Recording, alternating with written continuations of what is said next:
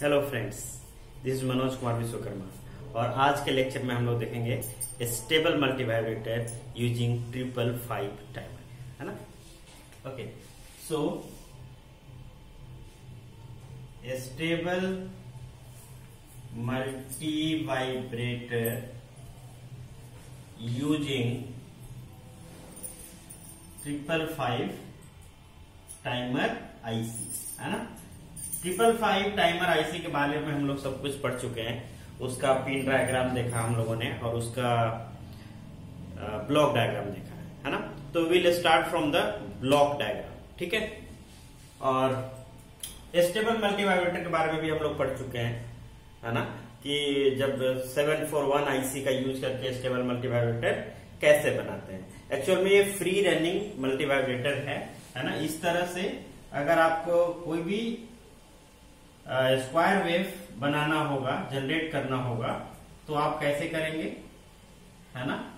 ये stable multivibrator के help से जनरेट होगा, है ना। तो यहां पर कैसे ये वेव फॉर्म जनरेट होगा, कैसे आएगा, वही समझना है। ओके, सो हम लोग जानते हैं कि जो 555 टाइमर होता है उसमें एक वोल्टेज डिवाइडर नेटवर्क होता है। 3 रजिस्टर्स लगे होते हैं, ठीक है। और ये तीनों रजिस्टर्स का वैल्यू इक्वल होता है ना। हमने नाम दे दिया R1, है ना। और यहां पर होता है VCC और यहां जाके ये ग्राउंड हो जाता है, 0 हो जाता है, ठीक है। तो यहां पर एक वोल्टेज होगा, यहां पर एक वोल्टेज होगा, है ना।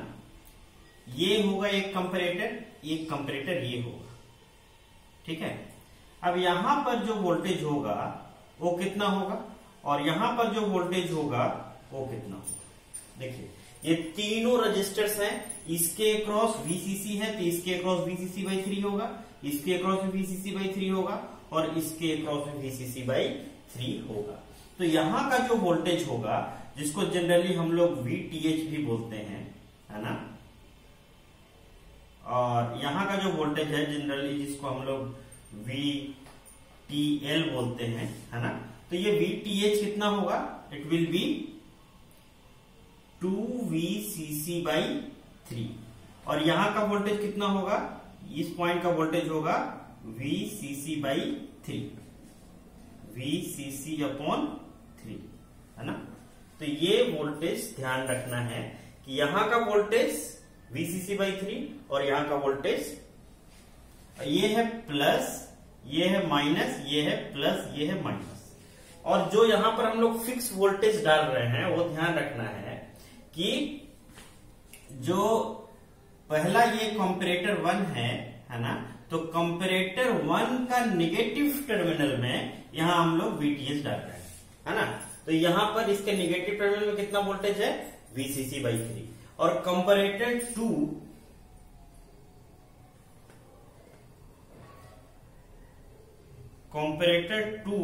के पॉजिटिव टर्मिनल में हम लोग यहां पर ये वोल्टेज फिक्स करें VTL और VTL कितना होगा, VCC/3। ओके, और इसके आगे भी हम लोगों को पता है कि ये इस तरह से एक SR फ्लिप फ्लॉप से कनेक्टेड रहता है। ये R होता है, ये S होता है और यहां 2 आउटपुट रहते हैं, ये Q है और ये Q बार है ना। ये हम लोगों को पता है और यहीं से आउटपुट ले लेते हैं, है ना। यही आउटपुट देता है। ये पिन नंबर 3 होता है एक्चुअल में, ये पिन नंबर 8 होता है, ये पिन नंबर 1 होता है। और यहां पर एक NPN ट्रांजिस्टर होता है ना, इस तरह से, जिसको इस तरह से हम लोग ग्राउंड कर देते हैं। इसका इमीटर टर्मिनल को यहां पे ग्राउंड कर देते हैं, है ना, इमीटर टर्मिनल को। और इसका कंट्रोल यहां से डाल देते हैं, ये एक रजिस्टर के थ्रू यहां, ठीक है।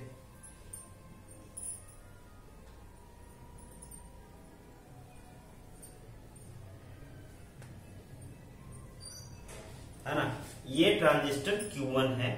क्यू क्यों नहीं, क्योंकि यहाँ पर क्यू बार तो हम लोग सर फ्लिप फ्लॉप का आउटपुट ले रहे हैं, इसीलिए इस ट्रांजिस्टर का नाम हमने Q1 दे दिया। बस इतना सा ही जो ब्लॉक डायग्राम है वो होता है 555 आईसी टाइमर का, है ना। इसके बारे में हम लोग बहुत डिटेल में बात कर चुके हैं। अब हम लोगों को आज देखना है कि ये 2 रजिस्टर हम लोगों को इधर लगाना है, ठीक है। एक रजिस्टर रहेगा RA, है ना, और दूसरा रहेगा RB, और तीसरा यहां पे एक इस तरह से कैपेसिटर रहेगा जो इधर ग्राउंडेड रहेगा, है ना। तो ये कैपेसिटर को हम लोग नाम दे देते हैं C, ठीक है। और ये जो है ना, ये इसका कंपैरेटर 1 का पॉजिटिव टर्मिनल और कंपैरेटर 2 का नेगेटिव टर्मिनल, ये दोनों को कंबाइन करके यहां से हम लोग कैपेसिटर का वोल्टेज दे देते हैं, ये दोनों, है ना। Non inverting terminal of comparator 1 and inverting terminal of comparator 2 को हम लोग डायरेक्ट VC दे दिया। यहां का वोल्टेज कितना होगा, जो इस कैपेसिटर के अक्रॉस वोल्टेज होगा वही यहां का वोल्टेज होगा, VC, है ना। ओके, और इसको थोड़ा सा छोटा रखिए ताकि इधर से हमारा वायर ले जाने में दिक्कत ना हो। और यहां से हम लोग डिस्चार्जिंग पाथ रखेंगे इस कैपेसिटर के लिए, है ना। ये कैपेसिटर कब डिस्चार्ज होगा, जब यहां ये Q बार 1 होगा और ये ट्रांजिस्टर ऑन होगा, तो इसको यहां से पाथ मिल जाएगा डिस्चार्ज होने के लिए। Q1 ऑन कब होगा, जब Q बार 1 होगा, बस इतना। और ये जो आपका इतना सर्किट है ना, यहां से ये आपका इंटरनल सर्किट है ना, इतना, ये इंटरनल सर्किट है ये, और ये RA, RB और C, ये 3 एक्सटर्नल सर्किट्स है ना।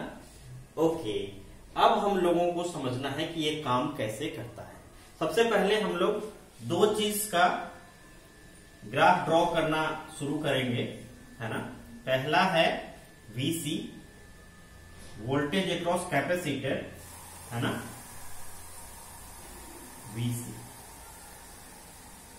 है ना, वोल्टेज अक्रॉस कैपेसिटर VC। इसको 3 भाग में हम लोग डिवाइड करेंगे, है ना, 1, 2 और ये 1, 3।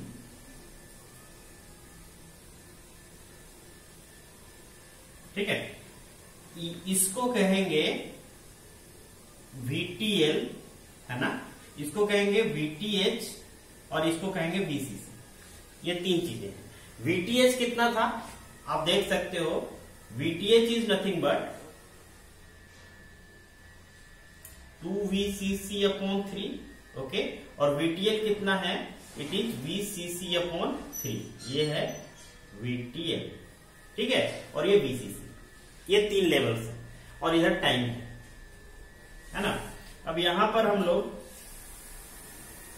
एक ड्रॉ करेंगे आउटपुट के लिए Vout, ठीक है, और इधर टाइम, क्योंकि हमें इसका आउटपुट ही चाहिए, कैसा आ रहा है ये हम लोगों को देखना है। Let us see, first of all हम लोग क्या माने, हम लोग ये मानते हैं कि initially capacitor is discharge, completely discharge, okay, and capacitor is fully discharge, और ये जो हमारा फ्लिप फ्लॉप है ये सेट है, मतलब Q इज इक्वल टू 1 है, ये मान के चलते हैं हम लोग, ठीक है। तो ये 1 होने का मतलब क्या है, ये जो VC, यही तो Vout है ना, ठीक है। तो Vout क्या है, मतलब ये सेट है, मतलब ये हाई लेवल पे है Q, मतलब यहां पर ये इस तरह से हाई लेवल पे है, ठीक है। तो ये मान लीजिए VCC, ठीक है। वीसीसी है, और ऊपर लिखना चाहते हैं और ऊपर लिख दीजिए, यहां पर वीसीसी लिख दीजिए, है ना। अब देखिए ये चूंकि हाई लेवल पे है, फ्लिप फ्लॉप सेट है, मतलब इसका Q1 है, माने ये वाला हाई लेवल पे है, तो Q बार क्या होगा, ये लो होगा। Q बार लो होने से क्या होगा, Q बार लो होने से ये जो ये लेटर सपोज 100 ओम है ना, ये लो होने से क्या हुआ, ये ट्रांजिस्टर ऑफ हो गया, ये वाला ट्रांजिस्टर ऑफ हो गया। ऑफ होने से इधर से अब डिस्चार्जिंग पाथ अभी नहीं, इधर से कोई करंट फ्लो नहीं हो सकता है। तो जब करंट फ्लो इधर से नहीं होगा तो ये जो कैपेसिटर है इधर से आरए आरबी के थ्रू चार्ज होने लगेगा, ठीक है। इधर से तो करंट फ्लो होगा नहीं, तो यहां पर चार्ज होने लगेगा। चार्ज होने से क्या होगा, क्योंकि इसका देखिए टर्मिनल डायरेक्टली कंपैरेटर से कनेक्टेड है और कंपैरेटर के इनपुट्स में कोई करंट नहीं होता है, जैसा कि हम लोग ओपन 741 में भी देख चुके हैं। तो इधर तो करंट जाने का कोई सवाल ही नहीं है, तो इससे चार्ज होगा, कैपेसिटर चार्ज होना शुरू होगा। और ये किसके तरफ चार्ज शुरू होना होगा, वीसीसी की तरफ जाने लगेगा, तो यहां पर ऐसे चार्ज होगा, ठीक है। जैसे ही अभी देखिए, और अभी ये चार्ज हो रहा है, होना शुरू हुआ है। अभी ये लेटर सपोज वीसीसी से कम ही है ना, अभी ये वीसीसी से कम है, लेटर सपोज हम लोग अभी बात कर रहे हैं वीसीसी से कम है। जब तक वीसी यहां का वोल्टेज वीसीसी/3 से कम है, मतलब तो ये क्या होगा, यहां का वोल्टेज वीसीसी से कम है, तो ये हो जाएगा, इसका आउटपुट क्या हो जाएगा, हाई, है ना, क्योंकि ये वाला पॉजिटिव वाला ज्यादा है वीसीसी/3 और ये वाला वीसीसी/3 से कम है। और यहां देखिए निगेटिव में कितना वोल्टेज है, इसमें कंपैरेटर 1 में 2 वीसीसी/3 वीटीएच, और यहां पर अभी वीसीसी से कम है, तो इसका आउटपुट क्या होगा, 0। इसका मतलब है कि अभी आउटपुट क्या रहेगा, 1। आउटपुट क्या है, अभी भी 1, ठीक है। अब जैसे ही इसको क्रॉस किया, जैसे ही इसको क्रॉस किया, माने ये जो कैपेसिटर का वोल्टेज है अगर Vcc/3 को क्रॉस कर जाता है तो क्या होगा, देख रहे हैं यहां Vcc/3 है, इसको जैसे क्रॉस किया तो यहां देखिए इसका आउटपुट, इसका निगेटिव टर्मिनल में Vcc/3 से ज्यादा हो गया और पॉजिटिव टर्मिनल में Vcc/3 है, तो फिक्स है ना Vcc/3, लेकिन इसका वोल्टेज चेंज हो रहा है, Vcc/3 से ज्यादा हुआ।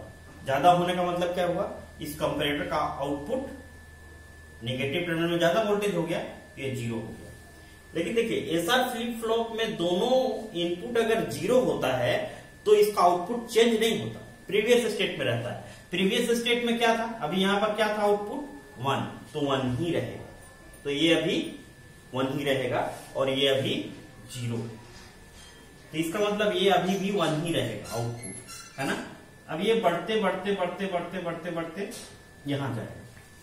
हाँ, ये भी हम लोग देख लेते हैं इन बिटवीन, जब यहां हम लोग Vcc/3 से जस्ट ऊपर थे तो इसका क्या होगा, देखिए यहां पर 2 Vcc/3 है और इसका वोल्टेज Vcc/3 से तो ज्यादा है लेकिन Vcc/3 से कम था, तो ये भी 0 ही रहता।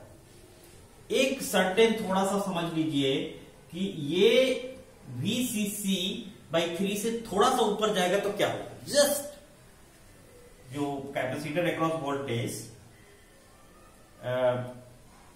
2 Vcc से थोड़ा सा ऊपर जाएगा तो क्या होगा, इसको देखिए ये तो 2 Vcc/3 हो गया, कोई दिक्कत नहीं है क्योंकि ये तो पहले से ही कम है और ये वोल्टेज ज्यादा है निगेटिव वाला, ये तो 0 ही रहेगा।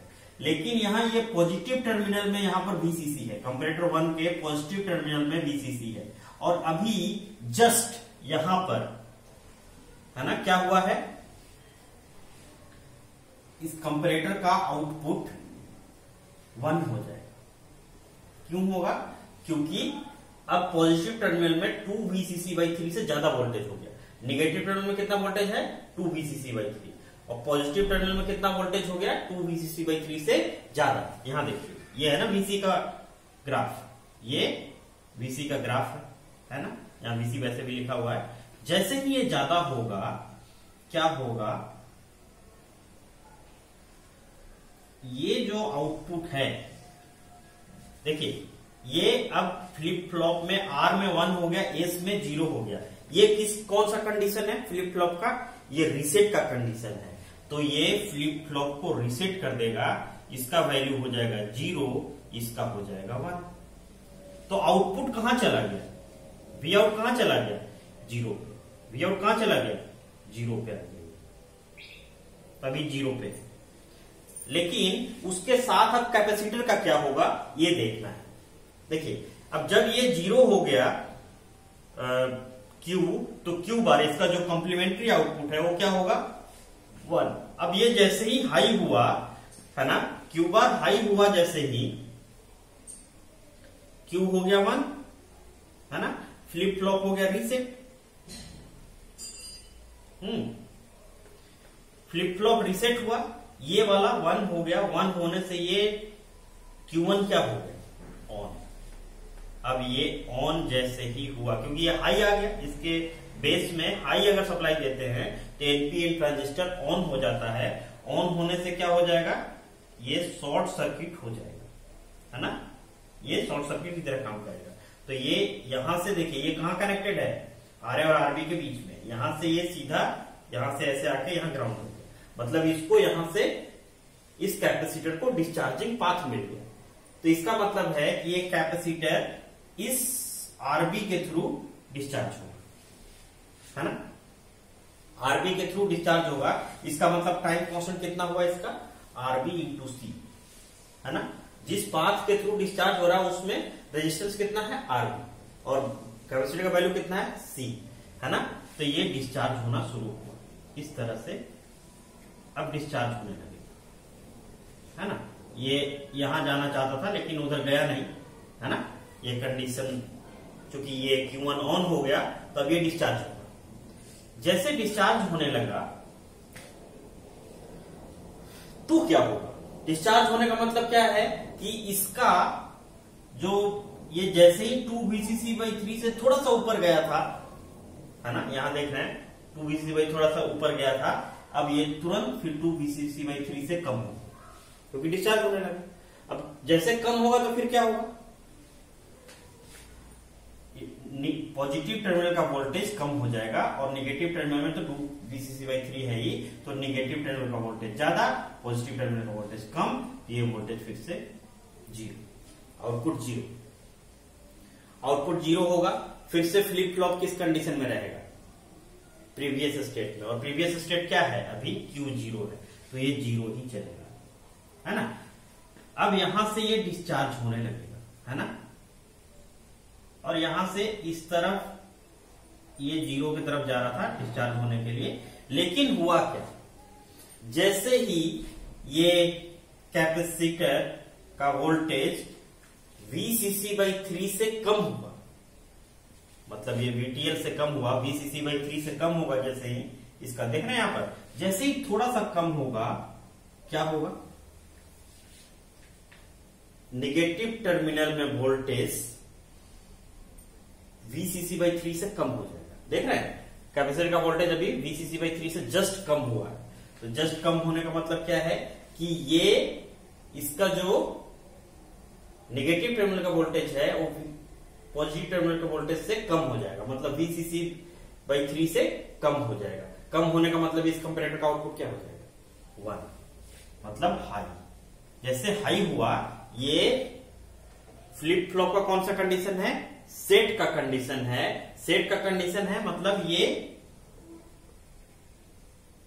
आउटपुट 1 और ये कंप्लीमेंट्री आउटपुट 0, ठीक है। तो ये आउटपुट जो है हमारा इस पॉइंट पर ये फिर से 1 हो गया है ना, यही ना आउटपुट है 1 हो गया, ठीक है। लेकिन अब कैपेसिटर के वोल्टेज का क्या होगा, कैपेसिटर अभी डिस्चार्ज हो रहा था इस पाथ के थ्रू, लेकिन जैसे ही ये फ्लिप फ्लॉप सेट हुआ है ना, सेट होने से क्यू बार क्या हो गया 0, और ये ट्रांजिस्टर के बेस में आ गया 0, मतलब ये फिर से ऑफ हो गया, है ना, और यहां से फिर से कोई करंट नहीं जा रहा है, इधर से करंट बंद हो गया। तो करंट इधर से बंद हो गया तो अभी डिस्चार्ज नहीं होगा, अब चार्ज होगा, फिर से चार्ज होने लगेगा। ठीक है, इस तरह से चार्ज होगा, है ना, इस तरह से चार्ज होगा। अब ये चार्ज जो हो रहा है ना, थोड़ा सा इसको आप कर्व बनाइएगा, स्ट्रेट लाइन नहीं होता, ऐसे चार्ज होगा, है ना, इस तरह से चार्ज होगा। ठीक है, और यहां से थोड़ा सा इस तरह से जाएगा, आगे जाएगा नहीं, है ना, चार्ज हो रहा है। अब हमको ये देखना है कि इसका टाइम कांस्टेंट जिससे ये चार्ज हो रहा है वो क्या होगा। देखिए VCC से चार्ज हो रहा है ये कैपेसिटर, तो VCC और C के बीच में क्या कैपेसिटर्स है, RA प्लस RB, है ना, तो इसका मतलब इसका जो चार्जिंग टाइम कांस्टेंट है वो कितना होगा, जो चार्जिंग टाइम कांस्टेंट है TC, वो हो जाएगा R into C। Equivalent R कितना है, RA plus RB into C। और हम लोगों ने डिस्चार्जिंग टाइम कांस्टेंट देखा था, है ना, या अभी फिर से देखेंगे। जैसे ही इसका वोल्टेज चार्ज हो रहा है, अभी चार्ज होते होते जैसे ही इस VC का वोल्टेज ये 2VCC/3 से जरा सा ऊपर होगा, क्या होगा, इसका पॉजिटिव टर्मिनल का वोल्टेज 2VCC/3 से ज्यादा हो गया, मतलब इसका आउटपुट क्या हो जाएगा 1, और इसका वैल्यू कितना हो जाएगा 0, है ना। ओके, अब समझ रहे हैं। अब ये फिर से रीसेट हो जाएगा, 1 0 हो गया ना, ये फिर से 0 और ये 1 हो जाएगा, फिर से रीसेट हो जाएगा। ठीक है, अब रीसेट होने से अब किससे, अब ये डिस्चार्ज होगा, है ना, क्योंकि ये 1 होने से ये वाला Q1 ऑन हो गया फिर से, और इसको फिर से यहां से डिस्चार्जिंग पाथ मिल गया।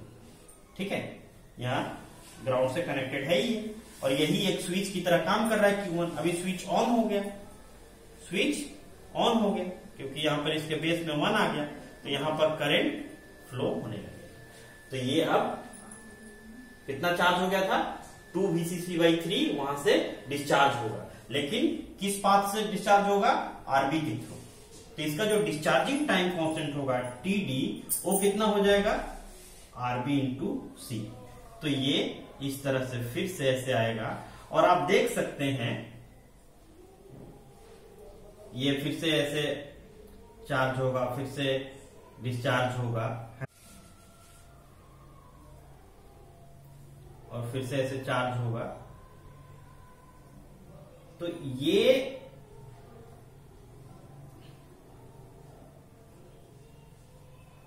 हमारा आउटपुट है V आउट, है ना, और ये कैपेसिटर के क्रॉस। तो ये जो अब कैपेसिटर है वो VCC/3 और 2VCC/3 के बीच ही चार्जिंग डिस्चार्जिंग होगा। जैसे ही VCC/3 से कम होगा ये ऑन हो जाएगा और ये चार्ज होने लगेगा। जैसे ही 2VCC/3 से ऊपर हो जाएगा ये ऑफ हो जाएगा और ये डिस्चार्ज हो जाएगा। क्यों? क्योंकि जिस टाइम पर ये 2VCC/3 से ऊपर जाएगा वो फ्लिप फ्लॉप सेट हो जाएगा, और सेट होने का मतलब है कि ये ट्रांजिस्टर ऑफ हो जाएगा, क्योंकि यहां पर हो जाएगा 0। ठीक है, तो फिर वो चार्ज हो जाएगा। तो ये चार्जिंग और डिस्चार्जिंग का चलता रहेगा। और जैसे ही ये 2VCC/3 से ऊपर जाएगा, है ना, तो ये क्या हो जाएगा, ये रीसेट हो जाएगा, इसका आउटपुट 1 हो जाएगा और ये सेट हो जाएगा। रीसेट होने से फिर ये ट्रांजिस्टर ऑफ और फिर से ये डिस्चार्ज। ठीक है, तो ये है आपका स्टेबल मल्टीवाइब्रेटर का वर्किंग, कि ये कैसे काम करता है।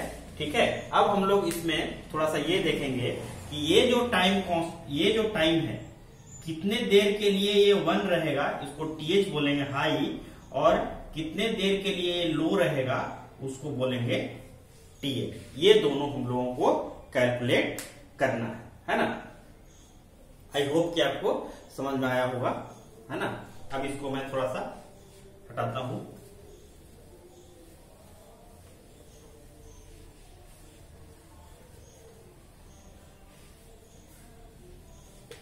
ओके, अब यहां देखना है हम लोगों को कि अब इसको हम लोग छोड़ देते हैं। पहला जो ये फर्स्ट वाला जो चार्जिंग था वो तो 0 से लेके यहां तक चार्ज हुआ था, लेकिन उसको हम लोग नहीं देखेंगे। अब हम लोग ये देखेंगे, है ना, क्योंकि यहां से फिर सिमिलर हो गया है। VCC/3 और 2VCC/3 के बीच ही यहां से चार्जिंग डिस्चार्जिंग हो रहा है ना। तो अब यहीं से हम लोग बात करेंगे। लेट अस सपोज कि यहीं से t = 0 हम लोग यहां मानते हैं। Let us suppose this is t = 0, यहीं से शुरू हुआ चार्ज होना, है ना।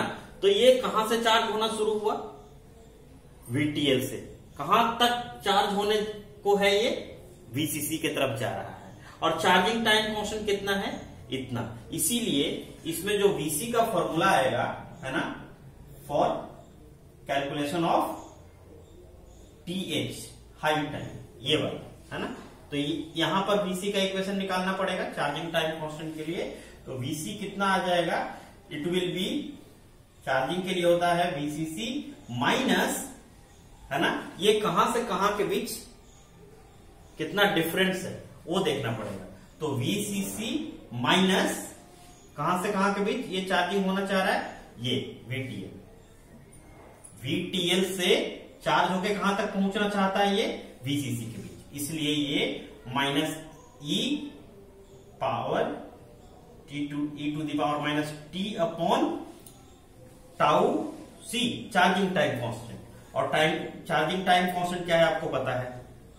RA plus RB into C, ठीक है। ये इक्वेशन होगा, है ना। और हम लोग क्या मानते हैं कि late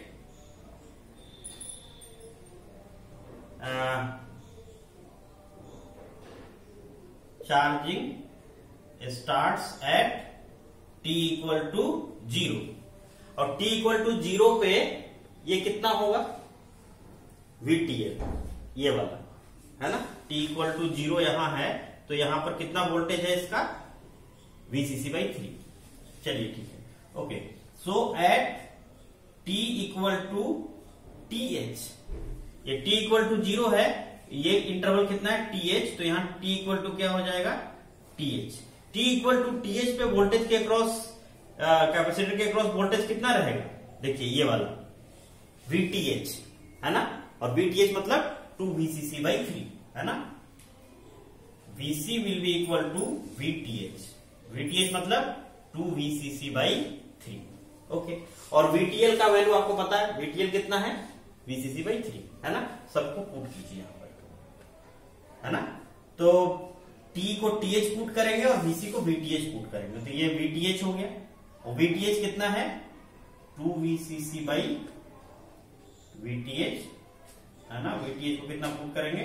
2VCC/3 is equal to VCC minus VCC/3 e⁻⁻t। t के जगह पर क्या पुट करना है? TH। t इक्वल टू क्या है? TH, है ना, अपॉन ये RA plus RB into C, okay. अब इसको थोड़ा सा सॉल्व करते हैं। इस TH तो इसके बराबर है, इसको हटा देते हैं। तो ये क्या हो जाएगा? 2VCC/3, है ना। और बल्कि इसको इधर ले आते हैं, है ना। तो ये क्या हो जाएगा? 2VCC/3 माइनस VCC, ये हो जाएगा minus VCC/3 is equal to, ये तो इधर आ गया, है ना। यहां क्या बच गया? Minus VCC minus VCC/3, 2VCC/3, है ना। तो माइनस माइनस प्लस हो गया, e⁻TH upon RA plus RB into C, okay. So ये 3 कट गया, VCC कट गया, है ना, ओके। सो अब अगर इसको हम इधर ले आए, है ना, तो ये कितना हो जाएगा, e to the power minus का जो पावर है वो प्लस हो जाएगा th upon RA plus RB into C is equal to, इधर 2 बच गया सिर्फ, है ना।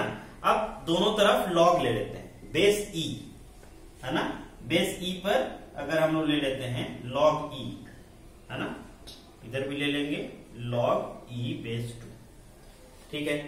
तो यहां से देखिए ये पावर बाहर चला जाएगा और इसका वैल्यू कितना हो जाएगा 1, तो ये कितना हो गया th upon RA plus RB into C is equal to ln2, log base e2 को ln2 भी लिखते हैं, है ना। ओके, सो फाइनली वैल्यू कितना हुआ इसका,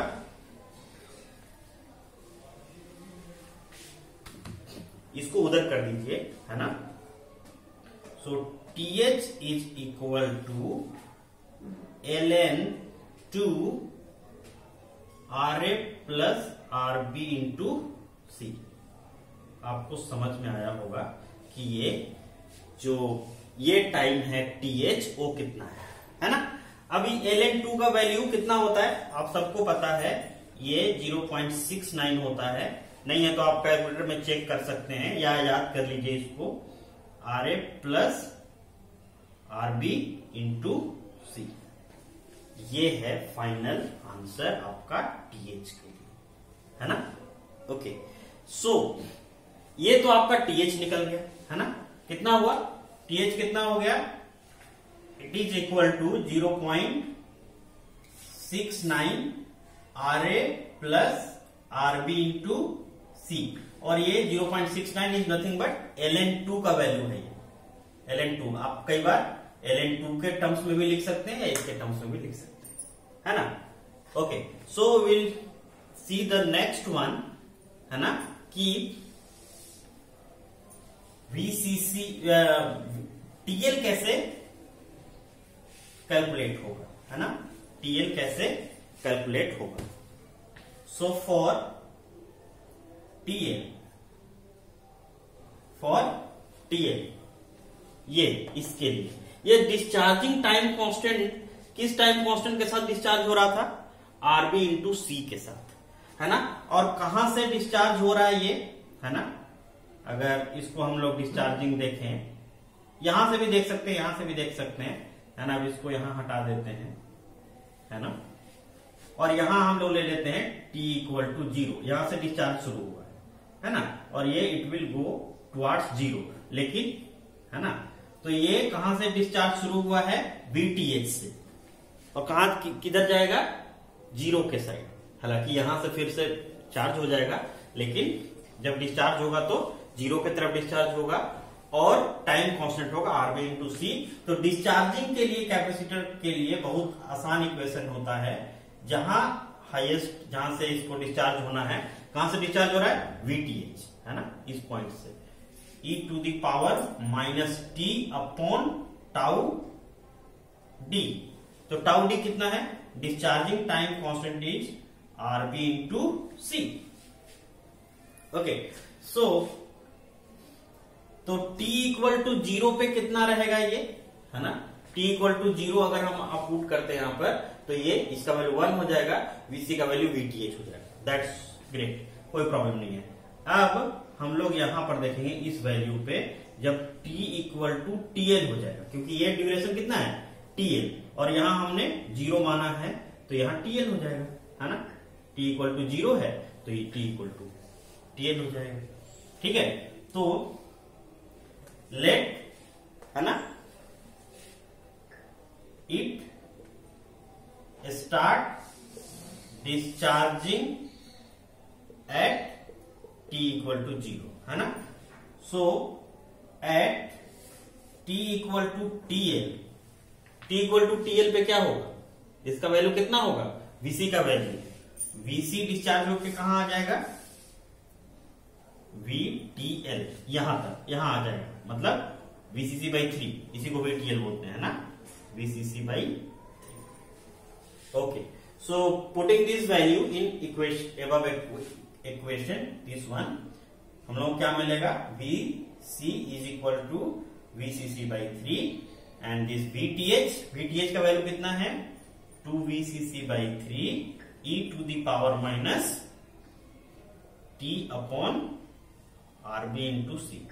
ये RB इसके सबस्क्रिप्ट में है ना, RB into C। अब यहां से VCC कट गया, VCC कट गया, 3 कट गया, 3 कट गया, है ना।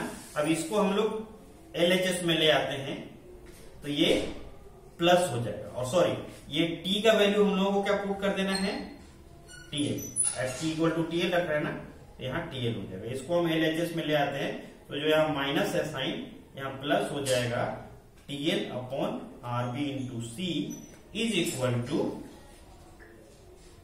2, यहां से 2 रह गया।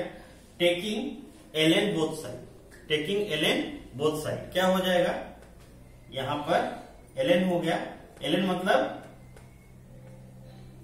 log बेस e, है ना, इधर भी हमने ले लिया log बेस e2। क्या हो जाएगा, ये देखिए ये पावर में है तो ये बाहर चला जाएगा, और ये log e बेस e 1 हो जाएगा। सो ये it will be TL upon RB into C is equal to, इसको हम लोग लिखते हैं ln2, log 2 बेस e को ln2 लिख देंगे, no problem. So what will be the value of TL, यहां से RB इंटू C को RHS में कर दें, RB इंटू C ln2 या ln2 RB इंटू C, यही हुआ ना। ये इतना देर तक लो स्टेट में रहेगा इसका आउटपुट, है ना, ये जो आपका स्टेबल मल्टीवाइब्रेटर है। ओके, और ये ln2 का वैल्यू कितना होता है 0.69 RB इंटू C, है ना। तो ये चीज निकल के आ गया यहां पर, है ना। So what is the value of TH now, TL now 0.69 RB into C। RB छोटा ही लिखेंगे हमेशा, R बड़ा लिखिए, B छोटा लिखिए, है ना, ताकि सबस्क्रिप्ट साफ साफ पता चले। ठीक है, अब अगर हम लोग ये चाहें कि टोटल टाइम पीरियड क्या हुआ, तो टोटल टाइम पीरियड क्या होगा, यहां से लेके यहां तक, है ना। ये हाई वाला टाइम है, ये लो वाला टाइम है, ये टोटल टाइम पीरियड हो जाएगा T, है ना। अब ये टाइम पीरियड हमको निकल जाता है तो इसका फ्रीक्वेंसी भी निकाल लेंगे, क्योंकि फ्रीक्वेंसी क्या होता है 1/T। तो हम लोगों को क्या फ्रीक्वेंसी है इसका ऑपरेशन का वो भी निकल जाएगा, बस हमको T निकालना है, कैपिटल T। तो टाइम पीरियड कितना हो जाएगा इसका वो देखें, टाइम पीरियड कैपिटल T पता है आपको, time period is nothing but TH plus TL, है ना। और TH कितना है 0.69 RA, इसको नीचे लिख लेते हैं, है ना, 0.69 RA plus RB into C plus TL कितना है 0.69 RB into C। So it is nothing but 0.69, दोनों में से कॉमन आ गया, C भी कॉमन आ गया, यहां B बच गया, है ना, B ऐड हो जाएगा। सो RA प्लस 2RB, है ना। तो ये आपका आ गया टाइम पीरियड, है ना, time period of this stable multivibrator.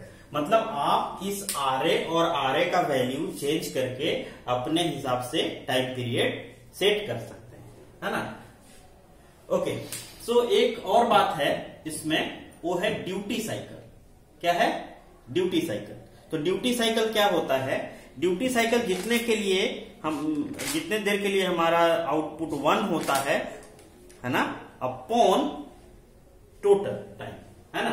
तो ड्यूटी साइकिल, तो ये टाइम पीरियड हमें पता चल गया, है ना, it is 0.69 RA plus 2RB into C, है ना। नाउ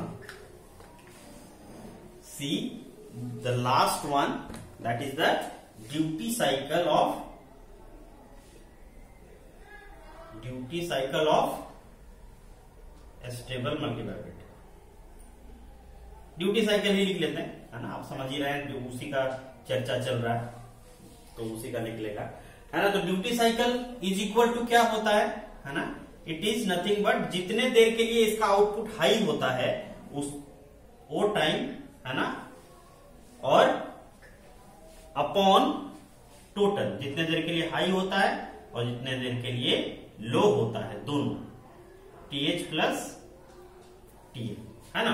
तो यहां से आप रखिए TH का वैल्यू कितना है 0.69 RA plus RB into C upon TH plus TL, ये वैल्यू आता है ना 0.69।